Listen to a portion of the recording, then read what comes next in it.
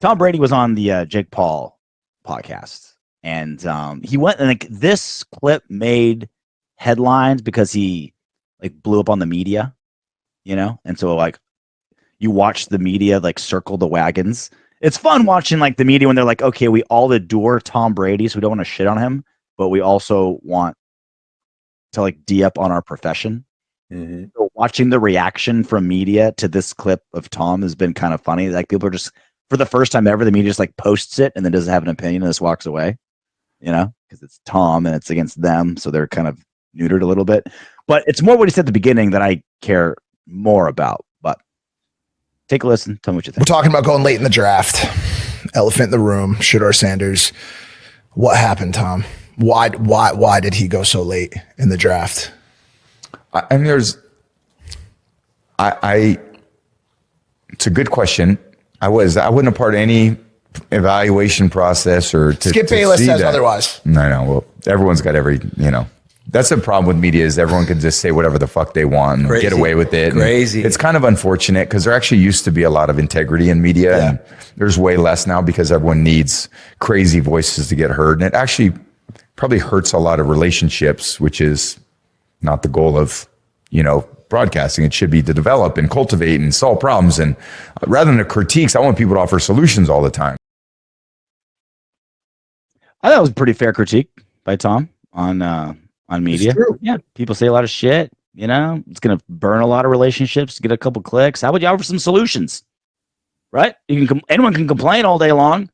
This sucks. The coach is dumb. The player didn't do the right thing. It's like, okay, well, let's got a solution, got a plan. Do you want to? There's no relationship building anymore. It's all what can you give me? Like, I mean, I've heard rumors from multiple people that somebody that's pretty famous gives people stock as payment for their information. Yeah. It's just like, come on, man. And they're just throwing literal shit against the wall to see what sticks and goes viral. Mm-hmm. Everyone wants to be Stephen A. And it's even Stephen A is a caricature of Stephen A. He's not the same as he was before. He's a caricature. This is why I can't watch the network anymore. It's all it is. Yeah. It's all it is. And it's like, I mean, did no one learn from Sam Kinison? Like, he went out there and he was authentically himself. And then he got so big and so wrapped up into it that he became a caricature of himself while he was still alive. And it was terrible. Way more apropos to what's far more important to us is Tom Brady at the very beginning when the interviewer's like, so what happened with Shedeur? And he's just kind of like, well, first off, he's kind of like, I don't know. And then he says, I wasn't a part of any evaluation process. Which makes total sense. Well, it goes exactly contrary to what Spytek and Pete Carroll have been saying. Not necessarily. Evaluation process is breaking down film and doing stuff. That's evaluating talent. If you ask him what traits are you looking for, what do you see in this person, what do you see in that person, I don't know that that's a part of the evaluation process. That's just advice. That's just guidance. It's a little bit different. Well, I think he sounded like he was trying to hide something with the nervous kind of like to start and not part of any evaluation process. It could be wordplay by him. It could be wordplay because, hey, I wasn't in the scout room. I wasn't watching tape, so I wasn't a part of the evaluation process. I gave guidance. If I can finish the sentence. It sounds like he's picking words carefully and still trying to bullshit us. Because we saw Pete Carroll say, we're build this football team up around the quarterback position. We're going to lean on Tom as much as possible. We saw Spytek just told The Athletic when we were looking at quarterback, we'd have to be fools not to involve Tom Brady.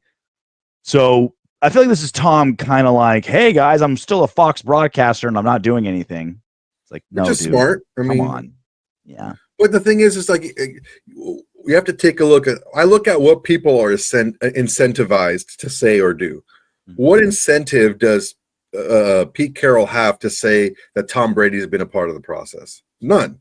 He doesn't gain or lose anything, Mm. right? What incentive does Tom Brady have minimizing his role in any type of selection? Well, there is some, because he's supposed to not be a part of any type of day-to-day stuff. Yeah. I mean, So, and he's take that bull- for what you will. yeah. It sounds like bullshit from Tom. And Good for him. I mean, hey, that's $360 million, bro. I wouldn't mess with that either. Yeah. Can't blame the dude. it's just funny how a guy that's like so calm under pressure in the biggest moments in sports still doesn't have this down yet. It's like, are you involved or are you not? Well, I wasn't a part of any evaluation process. You know what I mean? It's like, get your story straight, Tom. You've done this before. Let's figure it out, get your story straight, and then move on. You shouldn't be like, you knew a Shedeur Sanders question was coming.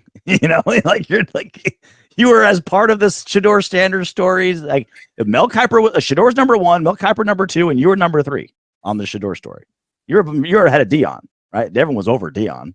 It's like, whoa, Tom, like, why didn't the Raiders pick him? Oh my God, Tom must have told him that they didn't want him, right? Like, Tom was part of the story. It's like, get your story straight, Tommy. Right? Let's not get you in trouble. We need you around here. Yeah, man. Quit flip-flopping. Hey, you made it to the end of our video. Great job. I know you want more. Go ahead and click the next video. And if you're feeling crazy, go ahead and subscribe.